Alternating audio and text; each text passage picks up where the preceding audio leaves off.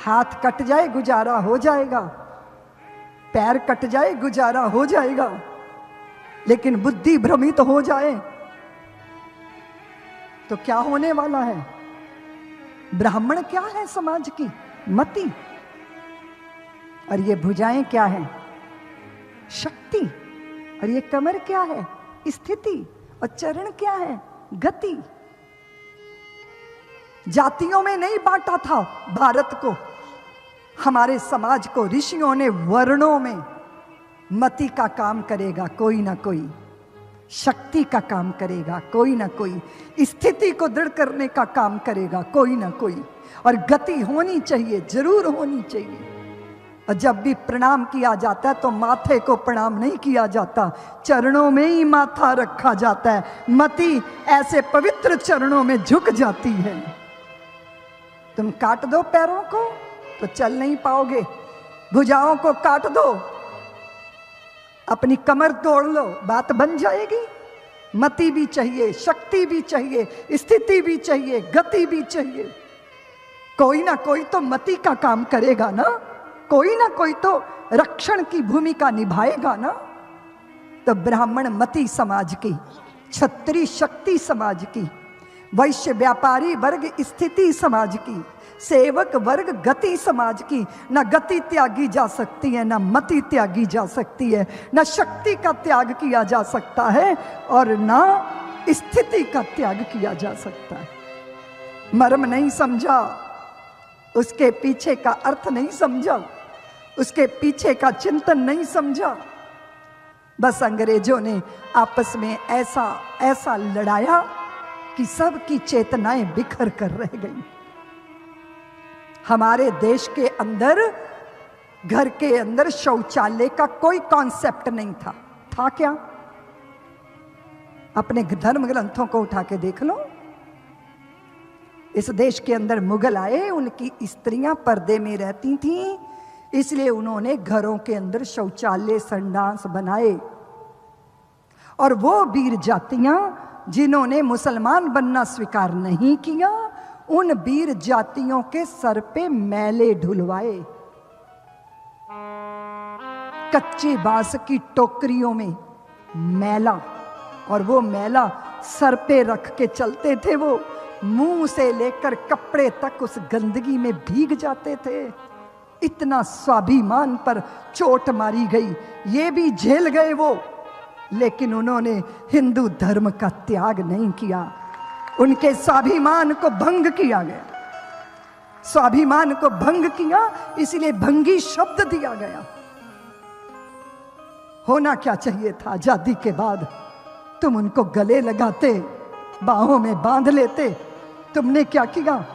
उनके बर्तन अलग रखे, उनको छूना स्वीकार नहीं किया। इससे ज्यादा मूर्खता हो सकती है क्या? कौन है वो?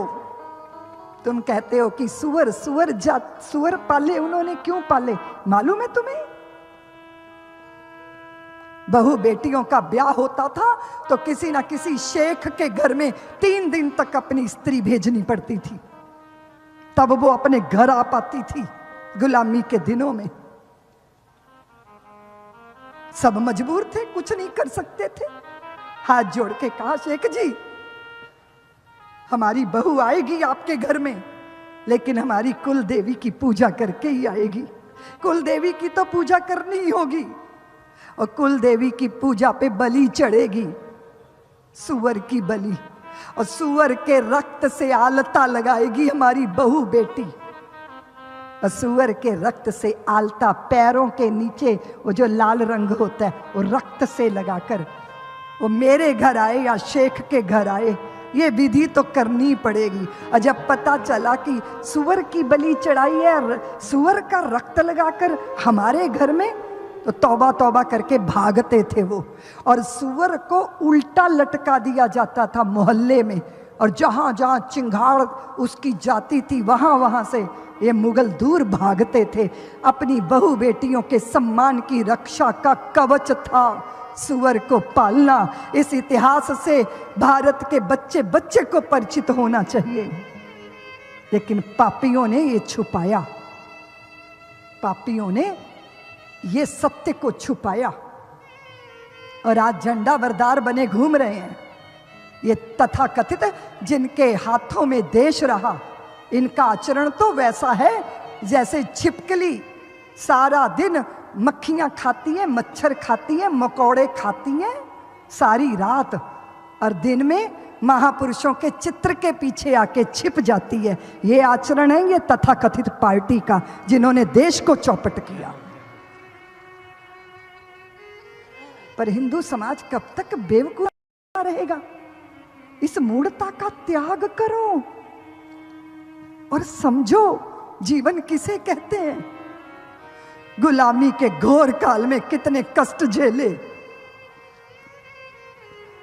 हम जी सकते हैं जैसा शत्रु कोई दूसरा नहीं होता। हिंदुओं, वो दुराओ उचित नहीं है, वो बिखराओ उचित नहीं है।